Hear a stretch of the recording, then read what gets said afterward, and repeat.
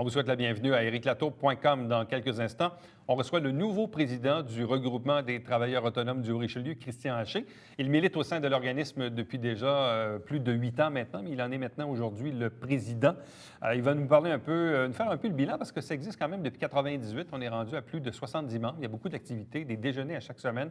Il y a le salon commerce et services qu'on tient annuellement à l'automne. Bref, on va faire le tour de la question parce que les travailleurs autonomes, vous en connaissez probablement, ça touche beaucoup de monde. Mais d'abord, parlons d'hiberneige un peu avant le temps. Vous savez qu'on va célébrer cette année le 25e anniversaire et à l'occasion de cet événement qui va se tenir sur 3 fins de semaine, en fin janvier, début février, on va tenir aussi le samedi 7 février une soirée spéciale au profit de la Fondation Le Renfort Grande Ligne.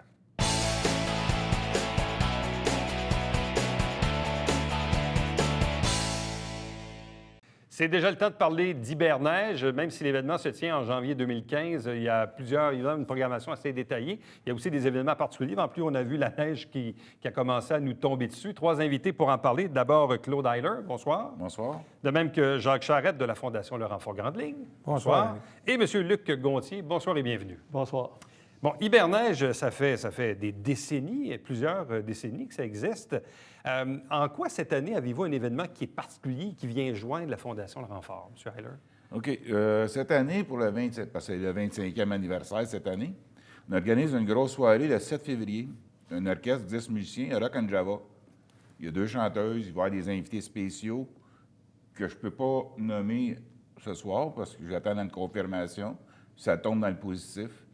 Tous les profits de cette soirée-là vont s'en aller à la Fondation Le Renfort Grande Ligne. C'est marqué tant qu'il y aura des enfants sur les billets. On a fait faire ça au coût de 25 $. Puis il va y avoir plusieurs prix de présence à faire tirer ce soir-là grâce à des commanditaires qu'on est allés chercher. Bon. Jacques, comment s'est fait le lien entre la Fondation et Hiberneige? C'est Claude qui m'a contacté. Claude connaissait déjà notre cause. Et puis, il s'est dit, bien, pourquoi pas encourager cette cause-là? Alors, nous autres, bien, tu sais qu'on a toujours des besoins qui sont grandissants avec notre clientèle. Alors, nous, il n'y a rien de mieux que ça. Il y a une activité comme ça qui vient nous aider parce qu'on manque de capital humain à un moment donné avec nos bénévoles à la Fondation. Mais quand un organisme comme Hiberneige nous sélectionne pour dire on appuie votre cause, on va vous aider, on va vous remettre des profits de cette soirée, c'est super. On encourage d'autres organismes ou d'autres soirées, d'autres événements à faire la même chose, mais on apprécie beaucoup ce qu'ils font pour leur 25e. M. Heiler, est-ce que vous étiez à la recherche d'une organisation pour... Oui. J'ai été 2 semaines de temps à penser à un organisme de la région à qui on pourra faire bénéficier tous les profits de la soirée.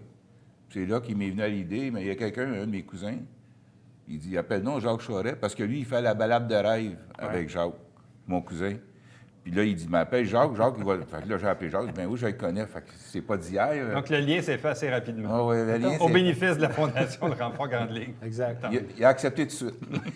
Tu sais que j'ai quand même un bon réseau, Éric. Fait que ça aide un peu. Ben, les gens me retrouvent assez rapidement.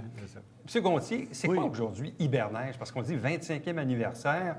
Moi, je me rappelle du temps où je faisais des entrevues avec M. Beauregard qui s'en occupait. Après ça, M. Buisson. Bref, il y a à peu près le tout Iberville qui a passé dans Hiberneige en 25 ans. Puis il y a tout Iberville qui va y repasser encore. Encore? Oui, là, on a un nouveau président, Michel Dugas. Oui. Avec tout son enthousiasme, il nous a concocté vraiment une belle activité, beaucoup de belles activités pour Hiberneige cette année. Première chose qui est spéciale, c'est que ça va s'étendre sur 3 fins de semaine. Donc, je vais lire pour ne pas me tromper, du 23 janvier au 8 février. Donc, toutes les fins de semaine entre ces dates-là. Donc, les samedis et les dimanches, tous les jours, des activités familiales, parce que c'est ça qu'est Hiberneige, une activité familiale. Est-ce que le fait de tenir ça, justement, sur 3 fins de semaine est un peu, je dirais, un certain gage de sécurité à l'égard d'une température qui n'est pas toujours facile à prévoir. Hein? Le mois de janvier, c'est tout ou rien. On peut avoir du moins 30 comme une espèce de redout à plus 10 là, qui vient un peu gâcher la sauce. Là. On s'est fait jouer des tours. On a une butte, de la neige. On fait glisser des enfants. Il y a du patin, il y a du curling. Toutes des activités extérieures. Puis, des fois, c'est un petit peu trop doux. Puis, des fois, c'est très froid.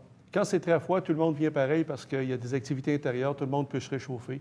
Le pire, c'est quand c'est trop doux. Là, il y a de l'eau. Ça, c'est un petit peu pire. Donc, en s'étendant sur 3 fins de semaine, ça va nous permettre d'étaler les activités, puis s'assurer qu'on a au moins 2 belles fins de semaine. Bien, c'est ce que je m'en allais d'activités dire. pour les Donc, enfants. la loi de la moyenne fait en sorte que si parfois il y a une fin de semaine qui fait un petit peu moins beau, bien, au moins vous en avez 2 autres sur lesquels vous pouvez miser, là. Exactement. Donc, Ouais. donc, du 23 janvier au 8 février, 25e anniversaire d'Hiberneige. Donc, comme le dit M. Gontier, sur 3 fins de semaine, toujours dans le secteur du pavillon Mille-Roches. Absolument. Il y a une grosse butte qui est là à l'année. Il y a la neige dessus, on a nos tripes.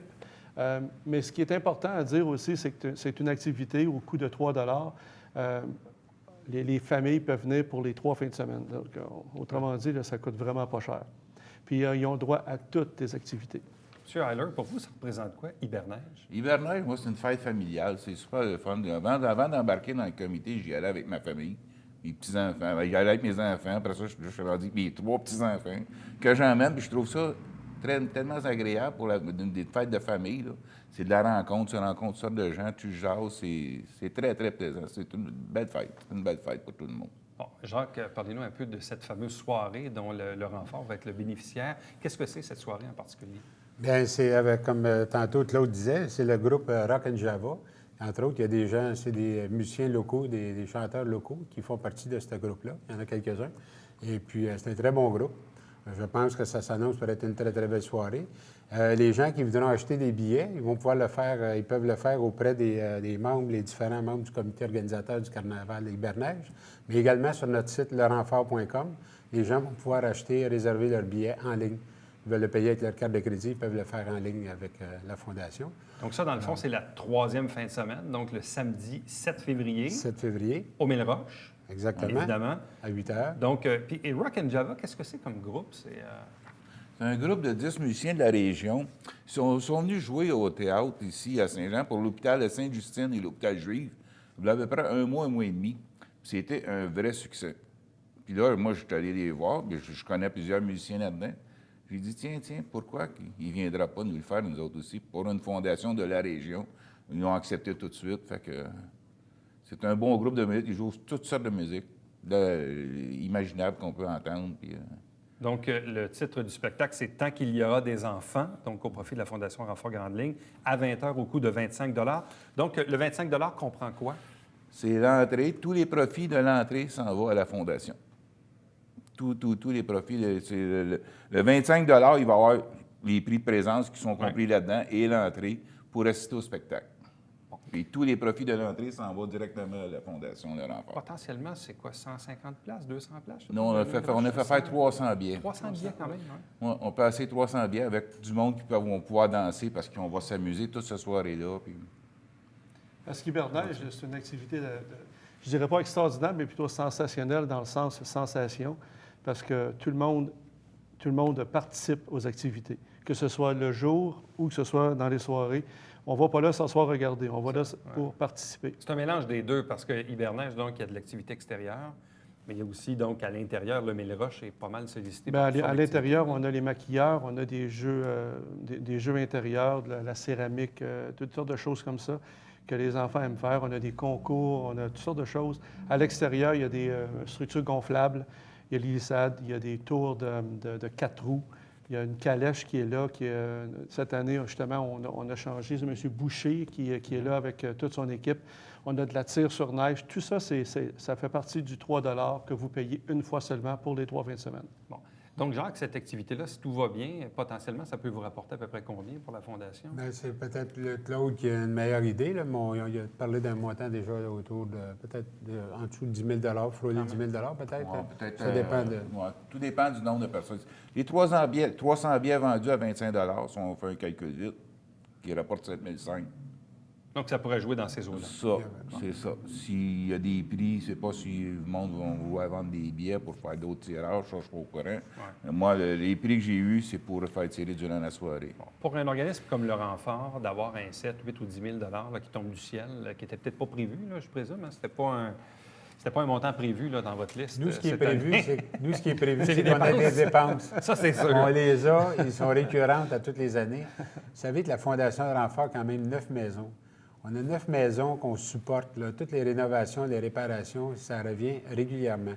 Au bout de 5 ans, au bout de 10 ans, il y a des choses à faire sur les maisons.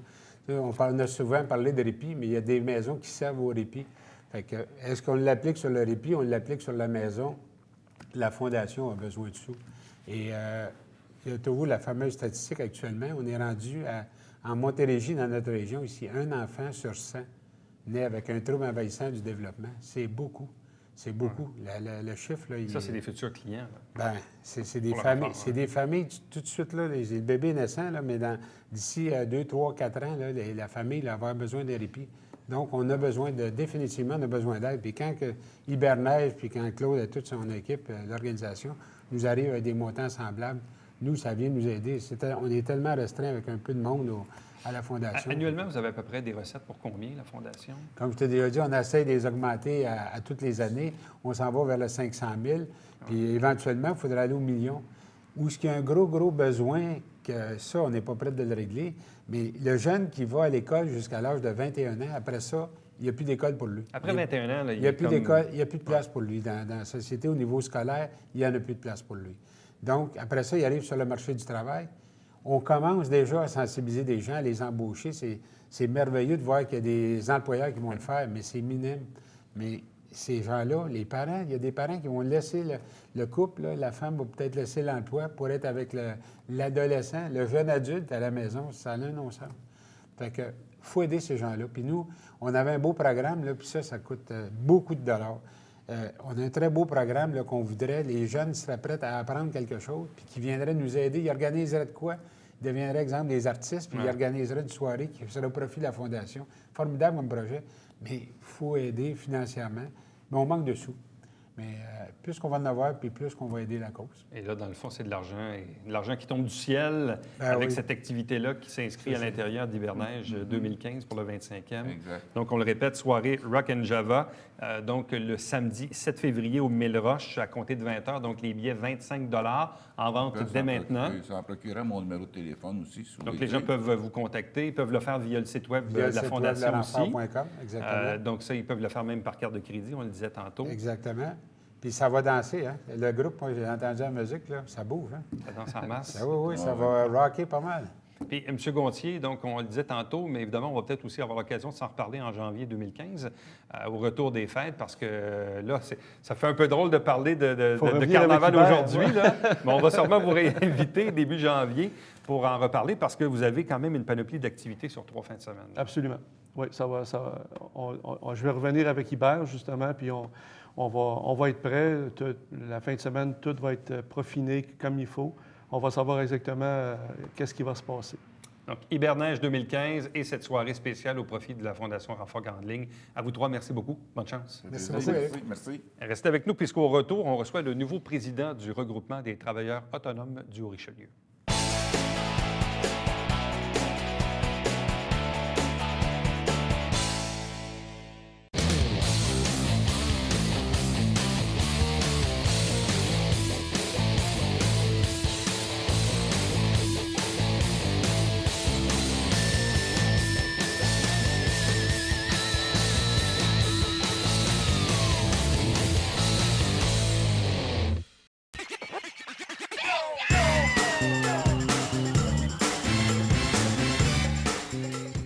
Divertir dans le confort de votre foyer. Télébingo, TVHR, tous les dimanches matins, 9h30, avec votre meneur de jeu, Alain Rameau. C'est un rendez-vous.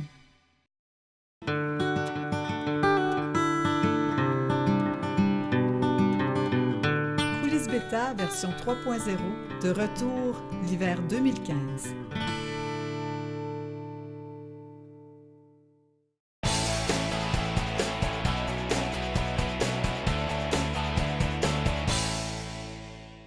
Le regroupement des travailleurs autonomes du Haut-Richelieu a maintenant un nouveau président, la personne de Christian Haché. Bonsoir et bienvenue. Bonsoir. Félicitations. Bien, merci beaucoup. En même temps, ça fait quelques années que vous êtes impliqué au sein du regroupement. Au regroupement, je te dirais depuis 2006 que je suis trésorier. Et là, Luc a décidé de laisser sa place. Et j'ai décidé de prendre la relève, comme on dit. Le regroupement existe depuis combien d'années maintenant? 98-99, enregistré en 2000. Donc, ça fait quand même... Donc, une quinzaine d'années. Ah, comme il faut. Donc, une quinzaine d'années. Entre sa fondation et maintenant, vous comptez combien de membres actuellement? Oh, à sa fondation, tu pouvais calculer peut-être 12 à 20 membres. Présentement, on est dans les 70 membres. OK, quand même. Rendu, quand on dépasse le cap des 50, ça devient quand même une organisation assez importante parce que ça demande de l'implication de la part des bénévoles. Vous avez des activités dans l'année, vous avez un salon que vous organisez. À un moment donné, la bébite grossit. Hein? C'est comme toute forme d'organisation. Je prends l'exemple, bon, la Chambre de commerce, c'est un cas, mais après ça, il y a eu la génération XYZ là, qui a commencé tout petit puis qui, au final, aujourd'hui, a peut-être 150 membres. Donc, même chose. Puis vous avez vraiment un créneau très, très, très particulier parce que probablement qu'il y a certains de vos membres là, qui sont peut-être aussi impliqués dans la Chambre de commerce ou la génération XYZ pour la jeune chambre. Mais vous avez vraiment le créneau unique des travailleurs autonomes. Tout à fait. Créneau des travailleurs autonomes, écoute, c'est très simple. C'est tous les gens qui travaillent à partir pour eux-mêmes, qui n'ont pas de boss en tant que tel. Donc, le travailleur autonome, c'est aussi quelqu'un qui compte sur soi-même pour réussir. Et à l'intérieur de ça, le regroupement est là pour lui donner un support, lui donner de briser l'isolement, comme on dit. Okay? Le sortir de chez eux, de son bureau, pour pouvoir échanger, faire du réseautage, aussi aller chercher des idées et aussi en donner. Parce qu'on a beaucoup de jeunes qui s'impliquent à l'intérieur du regroupement et qui vont nous amener de nouvelles idées, de nouvelles façons de faire, ce qui était vraiment intéressant. Je regarde, on a fait beaucoup d'entrevues avec des gens qui sont devenus travailleurs autonomes. Il y en a qui sont devenus un peu par choix, ou dans d'autres cas, un peu, c'est un concours de circonstances. Très souvent, les gens avaient un emploi, perdent l'emploi, avaient une idée en tête de peut-être une entreprise que je pourrais démarrer. Puis là, des fois, c'est comme juste le petit coup nécessaire qui fait comme, bon, ben là, je me lance. Exact. Puis là, on se ramasse finalement à 10, 15, 20 ans plus tard. Puis ces gens-là, finalement, ont bâti une petite entreprise qui est tout à fait profitable. Mais ils sont toujours travailleurs autonomes, donc ils n'ont pas 12, 15 employés. Là. Ils sont leurs propres employés. Là. Bien, des fois, ils vont avoir soit un associé, soit un employé, mais la plupart du temps, ils sont seuls. Et c'est justement pour ça qu'ils Mais ce qui guette le travailleur autonome, c'est vraiment la solitude, parce qu'au-delà des relations qu'on a avec les clients, pour le reste, on est dans notre maison avec notre téléphone cellulaire, on se promène. Et pendant ce temps-là, le réseautage est plus difficile. Là. Le réseautage est plus difficile, mais aussi, comme je le disais tantôt, aller chercher de nouvelles idées, ces choses-là. On a le membre du mois. Le membre du mois, il vient donner son expérience de vie. Et les jeunes qui les écoutent, bien des fois, ils viennent nous voir après ça. « Hey, sais-tu, il y a des choses, lui, qu'il a faites, là, c'est incroyable. » Puis je pensais pas que j'aurais peut-être le gars de faire ça. OK? Des fois, c'est de leur donner le petit coup de pouce, OK, pour dire, OK, j'ai fait 4 ans, j'ai fait 3 ans, puis j'aimerais ça aller plus loin, mais j'ai pas l'énergie pour y aller. C'est motivant, c'est stimulant. C'est ça, exactement. D'entendre les autres, de partager, de prendre un moment d'arrêt. Parce que, bon, vous dites, donc à chaque mois, vous avez un membre qui est le membre du mois, donc ça donne un peu de visibilité à cette personne-là.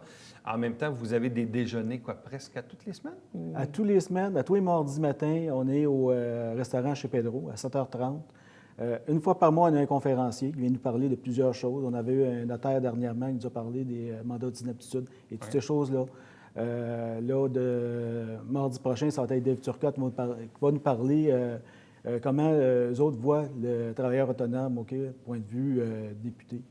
Quelles seraient les choses qui seraient intéressantes pour nous aussi à aller chercher avec le gouvernement, côté aide, côté formation, toutes ces choses-là. C'est vraiment... on va toujours chercher des points intéressants. On va avoir la ville de Saint-Jean, je pense que c'est en février ou mars. Enfin, il y a plein de conférenciers comme ça qu'on va chercher pour donner justement du jus à nos membres travailleurs autonomes. Est-ce qu'il y a des travailleurs autonomes qui ne vous connaissent pas encore, qui ne connaissent pas le regroupement, qui sont peut-être là, qui s'ignorent ou qui se disent « je ne sais pas si je devrais y aller » ou « je ne sais pas où l'essayer, c'est l'adopter », mais est-ce qu'il y a encore un potentiel d'avoir plus de membres qu'en ce moment? Travailleurs autonomes, on parle pour la Montérégie d'au-dessus de 300 000 personnes. 300 000? Dans les chiffres qu'on a eus là, par le CLD. Donc, si on met ça au prorata, juste ici dans la région, là, c'est des centaines, voire des milliers de personnes. Là. Exactement, tout à fait. Oui, on peut aller chercher de nouveaux membres. Oui, on peut encore aider des travailleurs autonomes à aller chercher de la formation, de la motivation. Enfin, il y a plein de choses qu'on peut faire pour eux. Donc, membre du mois, les déjeuners à chaque mardi chez Pedro. Exactement. À Saint-Athanase. D'autres activités en cours d'année, notamment le salon. Bien, on fait aussi des activités de fin de saison. Comme c'est là, on va faire le souper de Noël qui va avoir lieu justement chez Pedro. On va avoir le dîner de Noël. Là, au lieu d'être un déjeuner, c'est un dîner. On a l'activité de fin d'année qu'on fait à l'été. Ça fait 2 années de suite qu'on fait les croisières avec Croisière d'Iberville. Enfin, on a aussi le salon commerce et services qui est organisé par un comité à part qui est Parce que formé. vous travaillez avec un autre organisme là-dessus, le Réseau Oui, des femmes d'affaires. Réseau c'est des ça? femmes d'action du Haut-Richelieu, exactement. Bon, d'ailleurs, comment ça a été le salon cette année? Ça a très bien été. Ça a très bien été. Les gens sont très satisfaits. Je parle autant des exposants, autant des gens qui ont visité, parce qu'on avait plusieurs prix de présence qui ont été remis aux gens.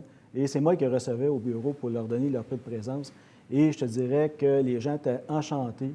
On a fait avec, au salon, un passeport qui permettait aux gens d'arrêter à chaque kiosque, poser une question pour avoir la réponse. Et ça fait en sorte que ça fait jaser les gens.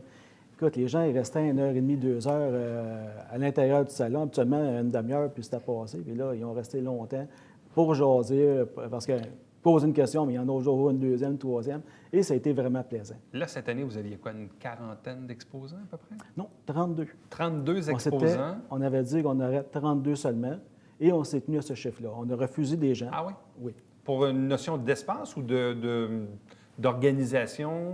D'espace. On voulait prendre la cafétéria seulement. On aurait pu prendre aussi... Vous étiez à la polyvalente Polyvalente Armand-Resco, c'est ça. On aurait pu prendre plus d'espace, mais on voulait se concentrer sur un certain espace et réussir à faire quelque chose de vraiment avec intéressant. cet espace-là. Exactement. Bon, et là, c'était sur 2-3 jours? 2 jours. 2 jours. Le samedi et le dimanche. Bon, et au final, vous avez eu combien de visiteurs dans ce week-end-là? Je dirais au-dessus de 500 personnes. Donc, 500 personnes qui viennent visiter une trentaine de travailleurs autonomes durant cette fin de semaine-là. Mais l'important, c'est pas juste d'avoir des visiteurs, mais c'est que les visiteurs s'arrêtent, posent des questions. Et voilà, c'est pas juste de marcher puis de dire « Bon, bien, je suis allé, j'ai fait le tour. » Avoir 6 000 personnes puis que les gens passent 5 minutes, même pas, puis le salon est fini pour eux, c'est pas intéressant. Ce qui est intéressant, c'est que les gens arrêtent, jasent avec nous, prennent le temps de connaître c'est qui les travailleurs autonomes de la région. Parce que bien des fois, ceux qui dans le Haut-Richelieu, je veux dire, le travailleur autonome, c'est peut-être ton voisin qui est travailleur autonome, il pourrait te rendre de très bons services au lieu de courir à Brossard ou à Montréal. Donc, les visiteurs étaient contents, les travailleurs autonomes qui ont participé dans les kiosques étaient contents aussi. Aussi, oui. Quel est, parce que ça fait quoi, 4-5 ans que vous avez le salon à peu près? Là? 5 ans. 5 ans? C'était la 5e édition. Quel est je vais prendre un terme anglophone, un peu le feedback que vous avez après le salon? C'est-à-dire que, c'est quoi l'impact du salon en cours d'année pour vos membres? L'impact, c'est très simple. Tu vois, on a fait un sondage justement pour aller chercher l'impact auprès des exposants, quels étaient les points forts, les points faibles, etc. Et d'un point faible, il y a eu des petites affaires, OK, comme la sonorisation, des choses comme ça. Mais les points forts, ce qui est ressorti, c'est que les gens ont arrêté au kiosque, ont pris la peine de poser des questions. Bien, la question pour le passeport, oui, mais après ça, ils ont continué à poser des questions, à être intéressés à ce que le travailleur autonome faisait. C'est-à-dire l'exposant, ce qu'il fait, qu'est-ce qu'il fait comme travail. Enfin, c'est un petit peu ça. Et c'est quoi à peu près le portrait type des membres que vous avez? Vous avez, 70 membres.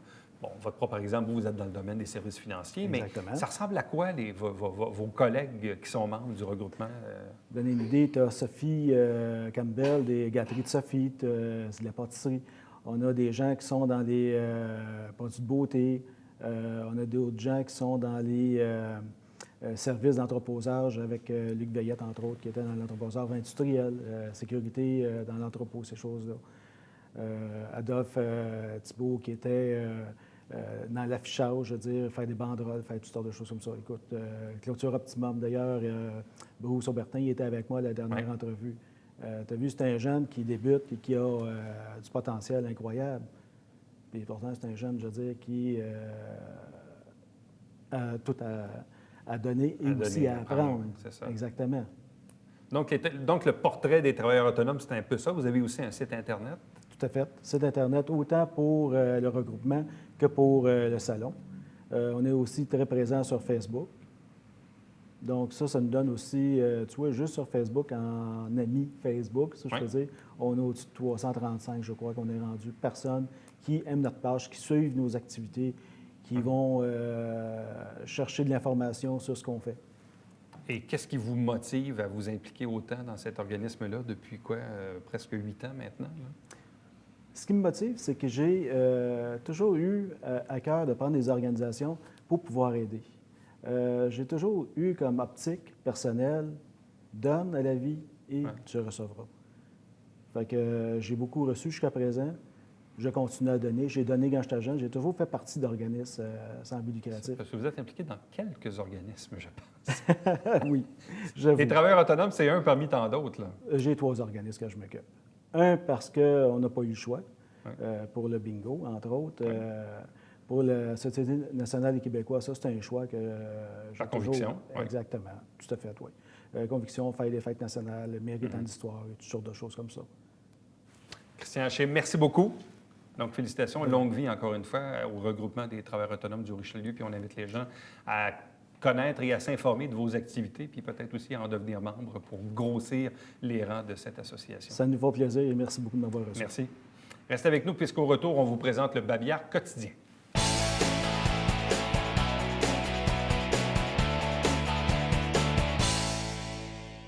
La Ville de Saint-Jean-sur-Richelieu a remporté, dans le fond, une reconnaissance de la part du prix Conscientia pour son projet de plan de conservation. On reconnaît bien sûr le maire Michel Fecteau, le conseiller Yann Langlois qui siège sur le comité environnement et la responsable de l'environnement et du développement durable à la Ville de Saint-Jean-sur-Richelieu, l'employée Francine Van Winden. À chaque semaine, on vous présente des extraits du Conseil de ville. L'émission s'appelle Saint-Jean-sur-Richelieu. Vous avez la grille horaire à l'écran. Ne pas manquer aussi tous les dimanches matins, 9h30 en direct, le Télé-Bingo avec 3 500 $ en prix. La carte pleine à 2 000, c'est au câble 09. Et pour connaître la liste des dépositaires de livrets, tvhr9.com ou 358-1912.